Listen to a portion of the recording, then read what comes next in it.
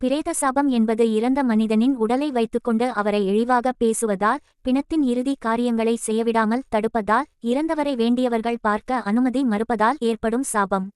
இதனால் உடல் ஆயுள் குறையும். பிரம்மசாபம் என்பது நமக்கு வித்தை கற்றுக் கொடுத்த குருவை மறப்பதால், வித்தையை தவறாக பயன்படுத்துவதால், மற்றவர்களுக்கு சொல்லிக் கொடுக்காமல் ஒரு வித்தையை மறைத்து வைப்பதால் ஏற்படும் சாபம். இந்த சாபத்தால் படிப்பு வராமல் போகும். கோசாபம் என்பது பசுவை வதைப்பதால், பால் மரத்த பசுவை வெட்டக் கொடுப்பதால், கன்றுடன் கூடிய பசுவை பிரிப்பதால், தாகத்தால் பசு தவிக்கும் போது தண்ணீர் கொடுக்காததால் ஏற்படும் சாபம். இதனால் குடும்பத்திலோ வம்சத்திலோ எவ்வித வளர்ச்சியும் இல்லாமல் போகும். பூமி சாபம் என்பது ஆத்திரத்தில் பூமியை காலால் உதைப்பதால், பாழ்படுத்துவதால், தேவையற்ற பள்ளங்களை உண்டு பண்ணுவதால், அடுத்தவர் பூமியை பறிப்பதால் ஏற்படும் சாபம்.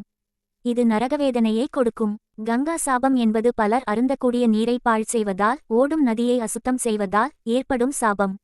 இந்த சாபத்தால் எவ்வளவு தோண்டினாலும் நீர் கிடைக்காது.